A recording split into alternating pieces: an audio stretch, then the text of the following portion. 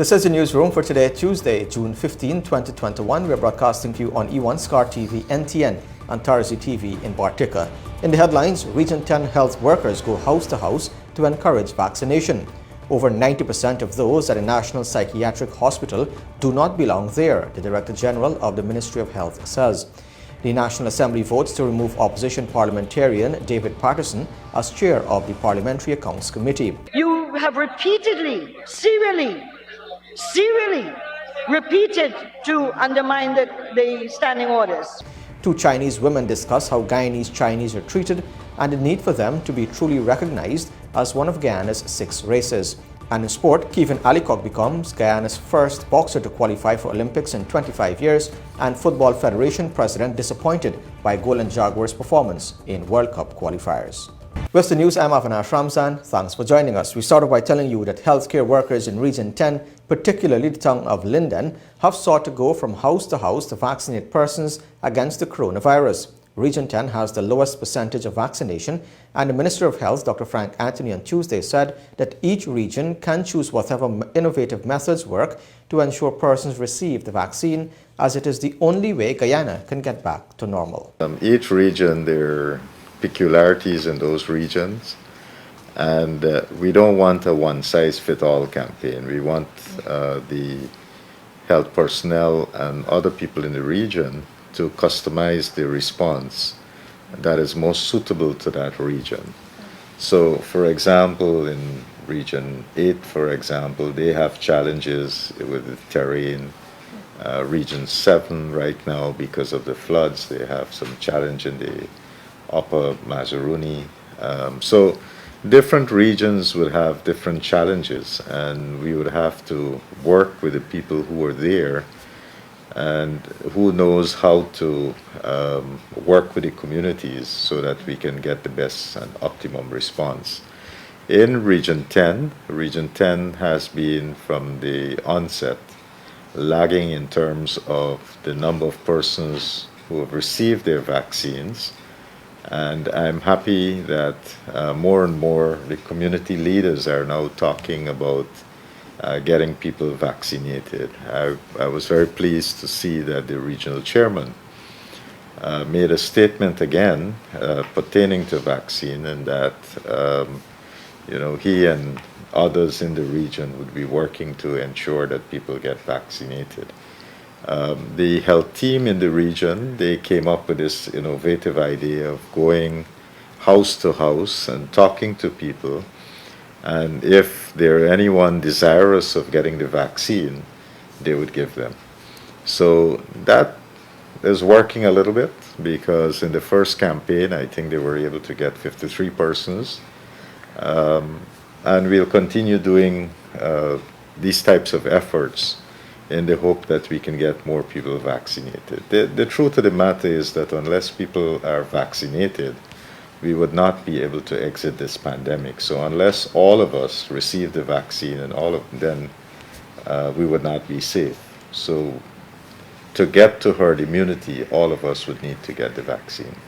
So drive-thrus seem to be very popular because of the comfort that people experience in getting their vaccine. And we have been talking to some of the people in other regions. So, for example, Region 2 is scheduled to do a drive-thru at the Anna Regina Market Tarmac on Friday. I know that Region 3 is also making arrangements to have a drive-thru. I think theirs would be on Saturday, and that would be at the Lenora Athletics, the National Athletics track and field facility there. So they'll be doing a drive-thru there on Saturday. Berbice, Region 6, they have also been working to do a drive-thru, and I think either theirs would be Saturday or Sunday. But again, we can get the specifics for you. But a number of other regions, having seen the success with those that were done in Region 4, would like to replicate it in their regions, and we are encouraging them to do so. We also want to encourage businesses to support the drive-thru like they did here in Region 4. As you know, quite a number of businesses came forward. Some of the gas stations like Shell and Guy Oil was out there distributing coupons so that people can get gas at any one of their stations. And you also had other companies that came forward and were distributing T-shirts to those who were fully vaccinated. So in the different regions, I'm sure there are businesses that would like to be part of the vaccination initiative. And if they like to do so, they can contact the RHOs and the other people in the region to see how they can coordinate this effort. I think it has been good that the private sector has been on board with us, and these little incentive goes a long way in terms of encouraging people to come out and get their vaccines. Now, with the investigation into the fire at the National Psychiatric Hospital completed, pointing to basic management and safety issues, Director General of the Ministry of Health, Dr. Vishwa Mahadio, has expressed concern about another troubling issue at the institution: courts sending persons to the institution who medically do not belong there. Shakima Day reports. Director General of the Ministry of Health, Dr. Vishwa Mahadio, described the issue as long-standing, affecting the National Psychiatric Hospital in Region 6 for years. Patients are sent for institutionalization by the courts. However, Dr. Mahadio told the newsroom that the patients oftentimes do not belong at the hospital. The issue is only put forward now after a daring fire and escape by some of those who were at the hospital after a fight broke out on June 5th. The main issue that we had is a long-standing issue where magistrates send patients supposedly that these persons need to come to the Fort Kanchi hospital, and they are sent to the hospital. The doctors determine after 48 hours that these are not really mental health patients to be kept in the hospital, but they cannot discharge because they were sent with a court order. So we are working on all of that to deal with it, because if they are not mental health patients, they should not be institutionalized there. Added to that, Dr. Mahadio said that more than 90% of the patients housed at the mental institution should not be there. The relatives don't want to collect them because mental health still has stigma attached to it. So relatives don't want to collect them.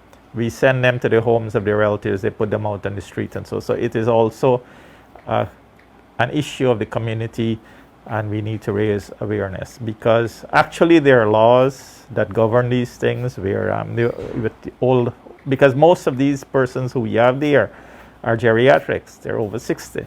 Some of them have been there over 50 years, right? So these are issues, all these issues we'll have to look at.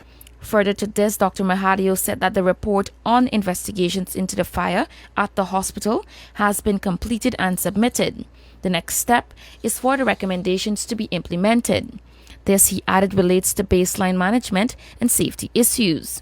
The fire had reportedly started following a fight that broke out between 3 male patients in a shielded 4 male admission ward, which housed 31 patients. The matron, along with the supervisor and 2 male nurses, went into the ward, where they saw smoke and heard patients shouting for help. The fire service was contacted and firefighters managed to extinguish the fire, but during that time, the patients left from a southern door and 9 of them went missing. All of the patients are now back at the hospital. Reporting for the newsroom, Shakima Day. We tell you now that a decomposed body of an elderly woman was discovered on Sunday last at Perseverance Back Dam, Northwest District, Region 1. She has been identified as 97-year-old Ruby Williams. According to a police report, Williams had refused to stay with relatives and opted to live alone in a camp at Perseverance Back Dam. The elderly woman was reportedly last seen alive on June 10, walking alone in the direction of her camp. On June 13, at around 13 hours, police said 69-year-old William Bell was walking through a trail at Perseverance Back Dam, where he observed a flock of vultures. On closer examination, he noticed a decomposing body and reported it to the police. The police report said that the facial tissues and other parts of the woman's body were eaten by vultures, making it impossible to scan the body for marks of violence. Further, based on the advanced state of decomposition and the damage done by vultures, the body could not have been transported. A grave was dug and the body buried for possible exhumation. At a parliamentary sitting that started at 14 hours on Monday and ended at 5:32 a.m. on Tuesday, the government successfully managed to remove opposition parliamentarian David Paterson as the chairman of the Public Accounts Committee. Members of Parliament from the two sides of the House were engaged in heated debates during the wee hours of Tuesday in the marathon sitting of the National Assembly, which also saw the approval of $23 billion in emergency funding. The motion to remove opposition parliamentarian David Paterson as the chairman of the Public Accounts Committee, which was moved by Government Chief Whip and Minister of Governance and Parliamentary Affairs Gov't, was passed after a 34-31 vote, which saw only Lennox Schumann from the opposition voting in favour. Paterson himself was present and voted along with the other 30 MPs from the APNU-AFC opposition against the motion. During the debates, Teixeira told the House that there was no entitlement of an individual for the chairmanship of the Public Accounts Committee, and that it was being held to ransom by the opposition, who refused to have Paterson resign and as a consequence has prevented any meeting of the committee. She accused the APNU-AFC members on the committee of engaging in bullyism. A chair of any committee be found to be violating standing orders openly and repeatedly, be allowed to continue in that position. The Parliament of Guyana cannot allow the level of any chairperson in any committee to believe that they are somehow impervious to democratic rule, to majority rule. Otherwise, what will we be doing? Setting up dictators? So you have repeatedly, serially repeated to undermine the standing orders. Mr. Speaker, you come here and give us lectures about democracy, and yet you are the greatest violators of democracy of Guyana. From the very first elections you rigged in 1968, in 73, the referendum in 78, in the elections of 80 and 85, you are serial election riggers. And then you tried again in 2020 to steal the votes of the Guyanese people and hijack the election. And you come here sanctimoniously and talk to us about democracy? Please, it's too late in the morning for that nonsense. The government chief whip, who is also a member of the PSC, said she had hoped that Paterson would do the right thing and resign. His refusal forced Teixeira to file the June 3, 2021 motion in the House. According to the document, Paterson has consistently and openly violated the standing orders and has introduced a level of bullyism unbefitting of a member of parliament, and in so doing bring the image of the National Assembly into disrepute. It added that as a result of Mr. Paterson's conduct as chairperson of the Public Accounts Committee with respect to his open violations of the standing orders, among other things, in particularly since February 1st, the majority of the members of the Public Accounts Committee have lost confidence in him as the chairperson of the Public Accounts Committee. Paterson was nominated and declared chair when the PSC met on December 28, 2020. However, at its sixth sitting in February 1, the examination of the 2016 Auditor General's report revealed several concerning expenditures from the Ministry of Public Infrastructure, which Paterson had led during the period under review. A motion was first moved by Minister Teixeira urging him to step down as chairperson. Following his refusal to do so, another was introduced calling for his resignation as chair while remaining a committee member. The intention is that another opposition member of the PSC be the chairperson instead. For the Newsroom, Kurt Campbell. When the Newsroom returns, the late-night sitting of the National Assembly also saw the clearance of a supplementary budget of over $23 billion. This is the Newsroom. In a late-night sitting on Monday that ran into Tuesday morning and up against strong disapproval from the APNU-AFC coalition opposition, the People's Progressive Party government pushed ahead and defended supplementary funding to the tune of $21.3 billion. The opposition was relentless in its questions on the emergency funding, but in the end it was approved and will be used for a series of relief measures in response to the ongoing countrywide flood and COVID-19 pandemic. Included in the monies approved to offset urgent expenses not foreseen during the presentation of the 2021 budget is $10 billion to support the government's flood relief and flood recovery efforts. The government also now has at its disposal an additional $1.5 billion for the Guyana Sugar Corporation GUYSUCO. There are also monies for several infrastructural projects, grants enhancement, and the purchase of drugs and medical supplies, including COVID-19 vaccines. The government is expected to procure several thousand doses more COVID-19 vaccines after some $619.2 million was approved by the Committee of Supply. The funds were approved under two financial papers presented by Senior Minister within the Office of the President with responsibility for finance, Dr. Ashni Singh. In response to the opposition objections, the finance minister explained that the funds were to address critical issues of national importance. The papers include a $10 billion request for flood-related interventions. The paper also includes a number of other very important initiatives for which we require supplementary appropriations. First of all, there has been an immediate response to the crisis. There's flood water on the land. We have had to deploy additional equipment, we have had to deploy additional pumps, and that effort is still ongoing. So literally addressing the reality of flood waters on the land and removing the water from the land. So I'd say, one, the effort of addressing, the physical effort of addressing the flood and removing the water from the land involves, of course, additional cost, relocation of pumps, purchase of fuel, etc. Dr. Singh said while the government welcomes questioning because it espouses principles of transparency, accountability and openness of government, he believes many of the questions were absurd. So the first would be to address the immediacy of the crisis. Secondly, delivery of relief to people. In many communities, people don't have access to food, they don't have access to markets, they don't have access to cleaning supplies. We have had to scramble to mobilize emergency supplies to these communities.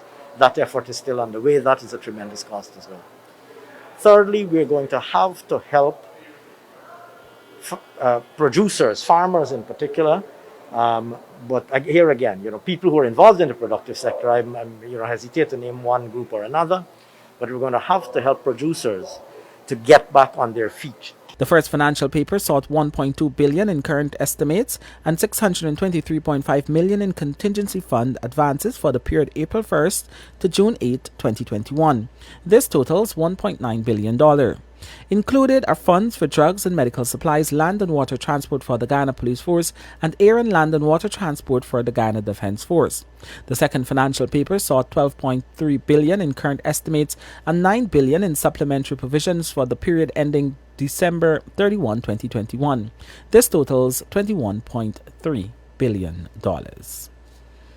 For the newsroom, Kurt Campbell. Now, the prices of vegetables and fruits at the local markets have increased significantly, with both vendors and shoppers feeling the squeeze on their pockets. The price hike is a direct result of the nationwide flooding, as farmers across the country are still suffering losses as many of their crops have been damaged by flood waters. The situation has not gone unnoticed by the government, according to the Agriculture Minister, Zulfikar Mustafa. The flooding situation in Guyana has created a spin-off effect where the price of fruit and vegetables in the local markets have skyrocketed, and shoppers are complaining. From celery to watermelons to cabbages, Guyanese are feeling the squeeze. The newsroom on Monday visited the border market to speak to a few vendors who are directly affected by the price hike. One vendor, Danny Gillo, who has been vending for more than 12 years, explained that he was forced to switch his supplier and would now source produce from the Pomeroon. The cost of transportation, he said, factors into the price hike. The stuff that come from different places more far. The passengers is what carrying up the prices then. Yeah, the passage to travel and bring down to Georgetown is what carrying up the prices then. Yeah, it's like, in this time, this is the highest city prices then. The newsroom also spoke to other vendors who shared their sentiments on the hike. Affecting me bad, because okra price alone, wholesale, for $260. How are you going to sell it to get a profit when you're a single parent and you got children? Cabbage is $300 upon wholesale. Corral is $260 upon wholesale. Forget a profit, you gotta sell for $300. Belanje is $10,000 and $12,000 a bag. We ever buy 3 belanje for $500. The price is very high. The belanje price gone up, squash price gone up. Everything going up all the time. Over the rainfall, the thing going up a lot. So what was the normal price before? Tell me about the celery. Tell me what the price is before. $1,000, $900 for a celery. A pound of celery right now? A pound of celery, yes. And same thing for the shallot. 900 and 1,000. So this is because of the flooding? Yes, because of the flood. The belanges, how much thousand? 10,000. 10,000 for a bag of belanje. The price hike has not gone unnoticed by the government. According to the Minister of Agriculture, Zulfikar Mustafa, the prices are currently being monitored as government attempts to find a solution to ease the pockets of consumers. So the prices, we have been monitoring the prices. Of course, prices will increase, let me be very frank, because you will have shortage of vegetables. You have poultry and beef and things like that. People will increase their price. But the Ministry of Agriculture, through the new GMC, and the Ministry of Trade and Tourism, we are monitoring the price. And as a government, we'll discuss that. We have to come up with a solution. But in the short term now, I didn't notice any major increase. But you will have increase of price. We'll have to continue to monitor the situation and see what solution we can bring to that. For the newsroom, I am Shakima Day. The Minister of Housing and Water, Colin Crowell, reaffirmed the government's support to flood-affected farmers in Region 1. On an outreach on Sunday last, the minister presented families in Warapoka, Kukurit, Ayana, Kariako and Waikrebi with hampers and cleaning supplies as they continue to battle with severe flooding to their homes and farmlands. Of the villages visited, Kukurit is said to be the most affected, as some 8 families were forced to relocate to a school building as their homes have been completely inundated. While the families of that community have been aided with food hampers, Minister Crowell and the regional officials will be mobilizing additional aid to assist the families who are currently seeking shelter at the school building.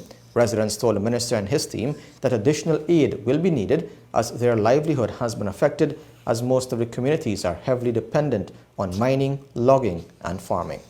The engagement is not finished. I mentioned to you that there are different phases. And the reason is because we will come to what is called the recovery phase. But now is not the stage for that.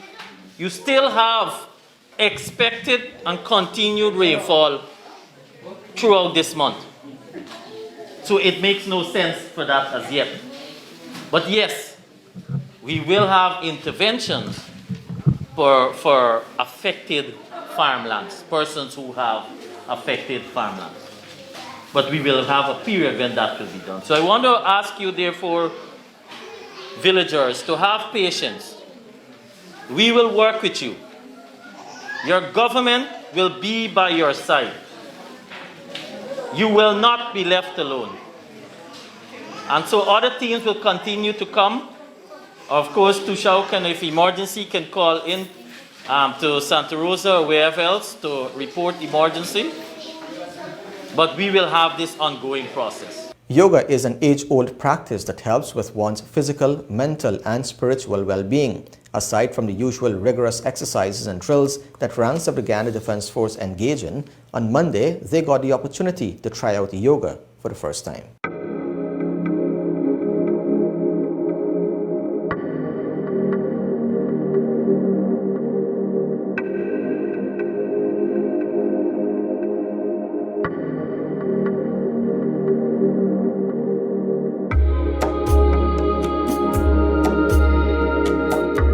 Yoga is a system of holistic living. It has its roots in the Indian tradition and culture. It has evolved over thousands of years. It was started by rishis, we call them the saints of India. And these yoga techniques are being widely used in the modern day for meeting the changing healthcare needs of mankind. Yoga has truly transcended the barrier of race, religion, and culture, and has truly become a global movement. Yoga is essentially a mental and physical discipline based on an extremely subtle science which focuses on bringing harmony between mind and body. Yoga believes in the age-old adage of a healthy mind in a healthy body. It is an art and a science of healthy living. It brings harmony between mind and body, and we see that the world regards yoga as a gift to the world from India. It is a true fact that in these testing times of COVID-19, many people have been seeking benefits from yoga and Ayurveda, the other science from India, which talks about herbs and medicines. These are integral parts of Indian culture, and in many countries, practicing yoga has been demonstrated to have helped people to find solace from the isolation which has been forced upon them by the COVID-19 conditions. We've never done this before, and I welcome the introduction by you and your team, and I'm sure our ranks will be so exposed, and that this is an activity that I'm sure, will continue to practice, given the benefits all the exercise does.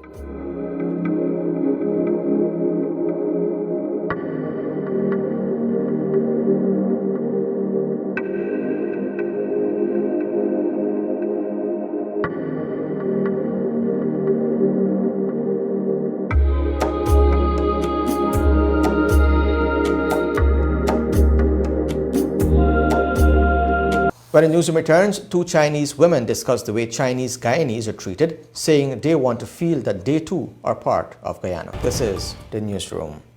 Chinese Guyanese are asking for due recognition of the contributions they have made to national development amid claims that over time, those contributions have been overlooked. In a message to the wider Guyanese public, they are sending a strong message that their culture is more than food, more than a popular Chinese fried rice. Kurt Campbell reports. In a plea for genuine recognition to all six races, the invisible minority of Guyanese of Chinese descent, as they call themselves, believe their contributions to national development are being overlooked. In a candid interview, two women of Chinese descent, both citizens of Guyana, discussed the coexistence of just under 1,500 resident Chinese and called on the government to do more to address the crime situation. Melanie McTurk, the daughter of Marjorie Kirkpatrick MS, who was widely known for the work she did in chronicling the history of Chinese in Guyana, believes that Chinese have become too intertwined into the fabric of Guyanese culture to still be seen as outsiders. A descendant from the original batch of Chinese who came to Guyana, McTurk was born and raised in Guyana and identifies as a Guyanese of Chinese descent. Mei Chang, the secretary at the Chinese Association, was born in China and then came to Guyana 17 years ago. Now a Guyanese citizen, she runs a thriving manufacturing business where she produces coconut oil and coconut flour.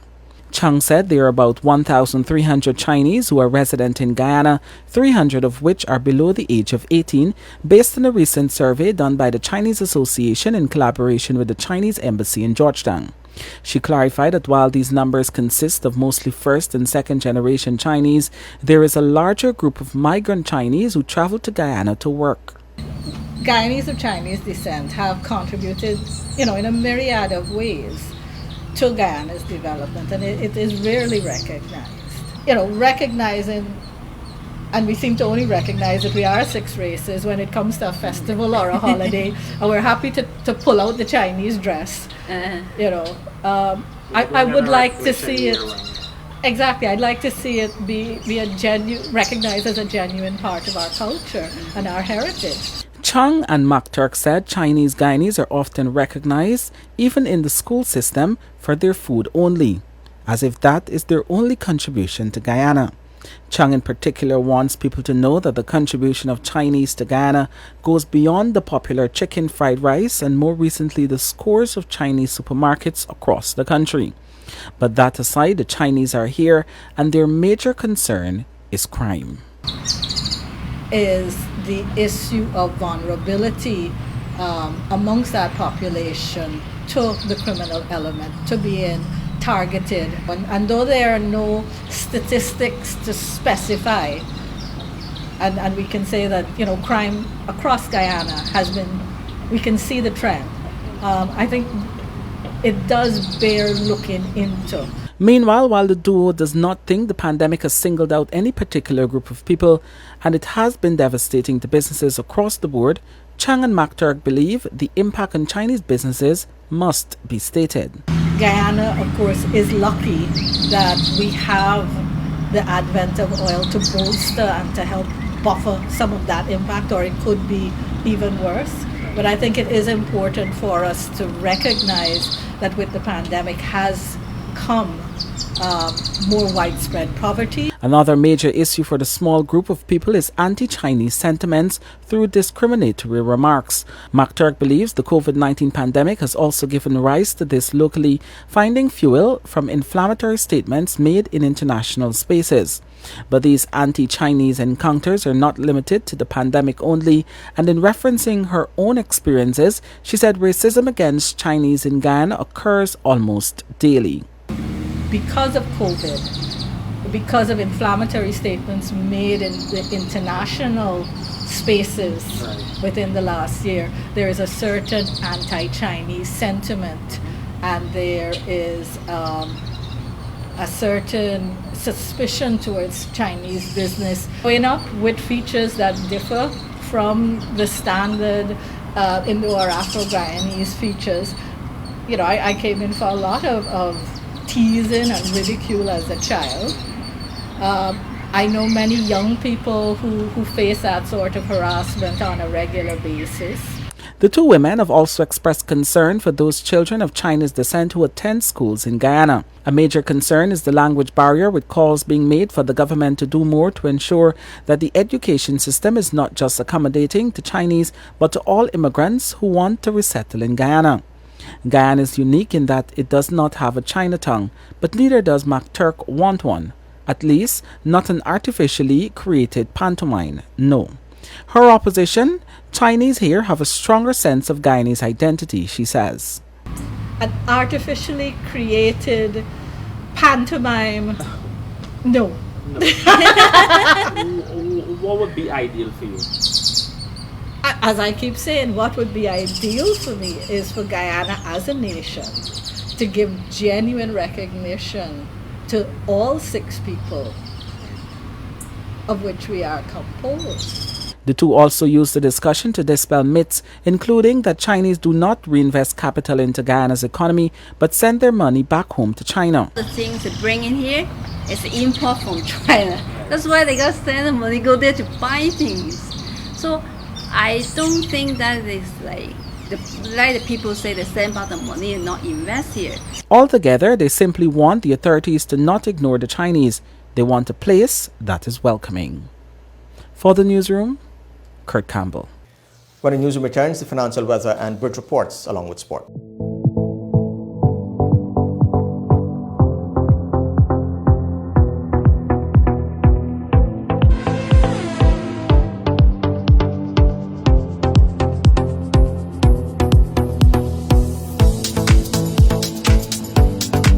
Welcome back to Newsroom. Now for a look at what's happening in sport. We're starting off with some boxing news. The top local boxer, Kevin Allicock, will represent Guyana at the Tokyo Olympic Games from July 23 to August 8. On Tuesday, President of the Guyana Boxing Association, Stephen Inval, confirmed Allicock's qualification, noting that the boxing fraternity is excited by the news. Guyana last had representation by a boxer at the Olympics 25 years ago, and Inval said that a unified approach is now needed to increase Allicock's chances of medaling at the event. Notably, Guyana's lone Olympic medal was won by boxing in 1980 when Michael Paris copped bronze in Moscow. Well, obviously, we are very happy that Kevin could have qualified for the Olympics. I think it's a worst-kept secret that for 25 years, Guyana has not had a boxer qualify for this event. It was a lot of hard work on Kevin's part. I think on the part of the executive of the Guyana Boxing Association, we did our part also, getting him to the strategic and needed tournaments, which would have allowed him to qualify. It just shows the need that we have for exposing our boxers As you know, 2020 the Olympics were not kept, and in 2021 the qualifiers were not kept, so they had to go to the rankings. And we would have been able to pull that off through a tripartite request that the Guyana Boxing Association would have sent in. Nevertheless, we'll be taking it from here. We will need all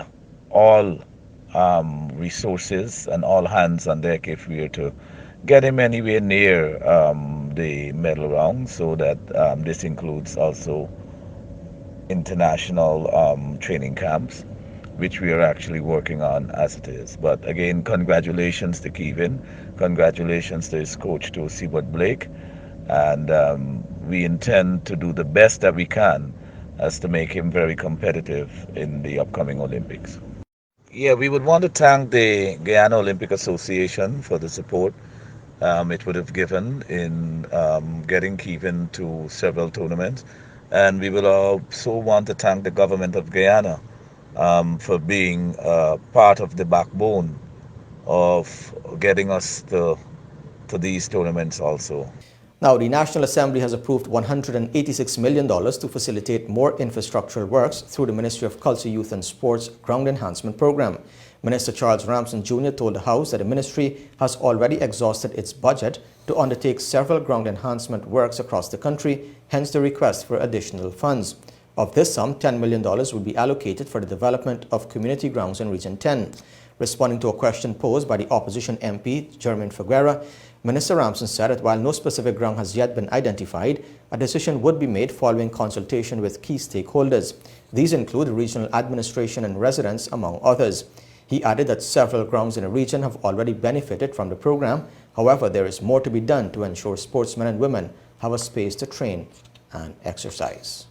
Football news now. We are all very disappointed. That was the reaction of President of the Guyana Football Federation, Wayne Ford, following Guyana's early exit from the CONCACAF 2022 World Cup qualifiers. The Golden Jaguars did not make it past the first round, losing 4 of their 5 games in Group F. On Tuesday, Ford engaged the local media and reflected on a plan that never really materialized. The aim from the inception was to advance to the second round of the qualifiers. That essentially meant Guyana had to top the group, as only the table toppers would qualify for the second round. The Jaguars, by virtue of a lackluster showing, ended 4th in the 5-team group, winning just a solitary game. That victory, a 4-0 result, came against the Bahamas, but they lost 3-0 to Trinidad and Tobago and St. Kitts and Nevis and 2-0 to Puerto Rico. The Golden Jaguars 2022 FIFA World Cup qualification campaign did not go as planned or expected, and we are all very disappointed. While there are positives to take away from each game, not least the promising performances of our young talent, it was heartbreaking to see the team consistently conceding soft goals in the early stages of the 3 games we lost. The senior national team's next assignment is the CONCACAF Gold Cup prelims in early July, but according to Ford, the bigger goal lies ahead and efforts would now be focused on making that possible. The GFF has consistently stated that its strategic focus is to qualify for the expanded FIFA 2026 World Cup. And while 4 years may seem to be a long time ahead, it is our intention to start the integration of new talent into the national team program now by building a squad that will reach its peak in time for the qualification process. However, we also understand the importance of maintaining public confidence as we pursue this ambitious goal. As a stepping stone towards this ultimate goal, it was one of our senior men's national team target this year to reach the second phase of the qualification. We would therefore have to accept that while the successful integration of some potential stars of the future can be considered an encouraging step forward, the recent performance of the team fell short of creating the momentum we had hoped for. Ford highlighted that a lack of warm-up games ahead of the qualifiers was an unavoidable setback, and that situation manifested due to the prevailing conditions enforced by the pandemic. Despite the extensive work being done with our domestic-based national team players, we have to acknowledge that the lack of competitive game time has proven to be rather unforgiving. This is not for a lack of effort. The GFF had negotiated 3 international friendlies as part of our preparation for the 2022 World Cup qualifier. 2 against Suriname and 1 against Nicaragua. Unfortunately, both nations were unable to meet those commitments due to factors brought about by the COVID-19 situation here in Guyana and in their respective countries. The resulting absence of these crucial warm-up games were unavoidable setbacks in the team's preparation. Newsroom Sport inquired from the president whether the goal of making it to the second round was an ambitious undertaking given what transpired in the 4 games. This was his response. I think at some point the technical team will speak in greater details about, how things unfolded in the games. I think I have to leave that to them. But I think I can say to you, we will not come to the nation and say that we plan to get to the next round if we did not believe that the work and everything that was done to get us there was considered good enough. So it's important for the technical team to look and see where that disconnect lies. Because when I come and speak to the nation after I'm briefed by my technical team, I'm speaking with the trust and confidence that I have in them. And it is for that reason that I have stated in my opening remarks that we are all disappointed. And no one is going to pretend as if we expected the results that we had. And I'm not going to do that. And no one else will do it after me either. Reporting for Newsroom, I'm Avinash Ramzan. Meanwhile, President Wayne Ford said the Guyana Football Federation will not make hasty decisions regarding personnel in the senior national men's team program given the country's early exit from the CONCACAF 2022 World Cup qualifiers. The Golden Jaguars were knocked out in the first round, finishing 4th in Group F, which comprised 5 teams. Marcio Maximo's side won just 1 game, but President Ford said the Federation will continue to assess the work of the head coach. With regards to personnel, those are discussions that we will not have prematurely, but we understand clearly the task ahead of us, and everything is being done to ensure that we undertake those assignments with the full support of all involved. We don't compare the actions that we take here at the GFF with other countries. They all have their own unique circumstances that they have to treat with. I think what I would like to say to the general public and those who may have expressed their views that about the head coach's future with Guyana football is that we have to bring much more to bear in our deliberation and consideration before we make those very significant decisions. And the fans and the public, as one would expect, their expectations is consistent high performance. And as I would have said in my statement, we were unable to do that this time around. But that does not mean that we will make hasty decisions before we would have considered all the factors. So the leadership of the GFF will continue to examine the entire program and the decisions that are necessary to give us the results that not only we expect but the nation expect will be made as the situation demands. Cricket news now. The ex-Test captain Jason Holder has called for patience with what he described as an inexperienced West Indies batting lineup. The Caribbean side folded for 97 and 162 in the first Test against South Africa, losing by an innings and 63 runs at the weekend. Speaking ahead of the second and final match starting Friday in St. Lucia, Holder sought to put into perspective the team's batting performance in the first Test. To be fair, you get different oppositions that suit different styles and different different persons' games. Some players strive against, the Bangladeshis, which are more, subcontinent spin bowling friendly attacks. Other players like pace and bounce, ball coming on. And that's where you get a team coming together, It's not everyone that's going to go there every day and perform, but the thing that you really would like is to have a lot more consistency and then not having these massive imbalances when you get performances such as the one we had with our bat. I think going forward, our guys just need to understand, and you must still to understand, we've got a relatively inexperienced behind lineup. You know, you've got Bonner who's into his, I think, 4th test match. Similarly with Mears, Joshua De Silva only about 5 less. So we've got pretty much majority of our top order there, relatively inexperienced. You know, you only got really Craig, who's been around for a while. Paul now coming back into the side, and he came back in due to a concussion with Bonner, so it's hard on him in that circumstance. Then Roston coming back into the team after a little while as well too. So guys now are now looking to re-engage themselves into the test arena as well too, and some looking to engage themselves into the test arena for the very first time. So look, all these things add up, you know, to the grand scheme of things.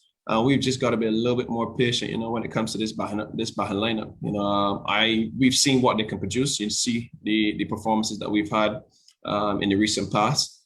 But yes, when we beat or when we butt different oppositions, we've got to find ways to adjust quickly. You know, and that's just a challenge for inexperienced players as well too. You know, how quickly can you adjust to the new challenge? And, you know, we've had lengthy discussions over the last couple of days about, you know, how we can turn things around and things that we can implement into this game and going forward. So, again, I would just be a little bit more patient with them. And I just believe that we should see some better performances coming up, definitely when we come against, I guess, higher ranked opposition or oppositions that we don't really play against quite often. And with that, we've come to the end of the news for this evening. Of course, you can find updates on these and other stories on our website, Newsroom.gy, our Facebook page and Instagram. On behalf of the entire news team, my name is Avinash Ramzan. Thanks for watching. Be safe. See you next time.